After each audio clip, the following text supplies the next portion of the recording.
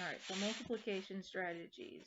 We're going to multiply easily first because sometimes it's hard for us to skip count by bigger numbers, and these strategies that I'm fixing to show you can be used for anything that we multiply.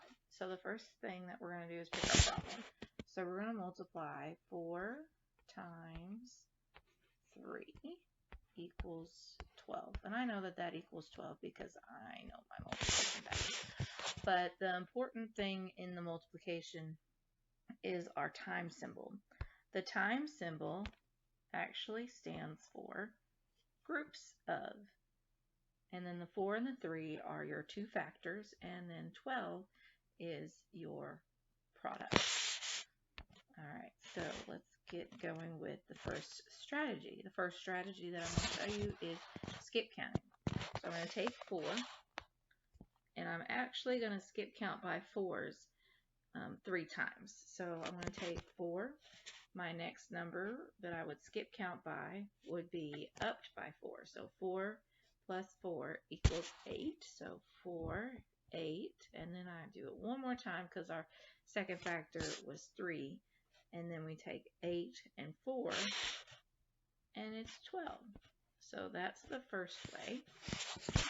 The second way is we could do repeated addition. Repeated addition is when we take the 4 and we add it the number of times our second factor says to.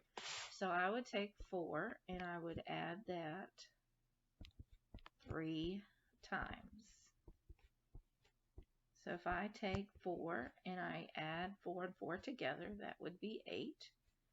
And then I take 8 and 4 and add those together, and that would be 12. Alright, so that's 2 of the 4 strategies. The third strategy would be to draw equal groups. Now remember, I said that the time symbol stood for the groups that we're going to draw. So we're going to have 4 groups of, using your time symbol, 3. So I'm going to draw 4 groups. 1, 2, 3, 4. And inside that, I'm going to have 3 lines or dots or squiggles or stars. You can use anything you want. And when I add up all of these red lines that I'm using, when I add those up, I will get 12. So 3, 6, 9, 12. Alright, and then my last one is to make an array. An array is when we have equal rows and equal columns. So we have rows and columns. So in this case, I would have 4 rows. We can use anything like shapes or dots. I'm going to have 4 rows with 3 in each row, which would make my column.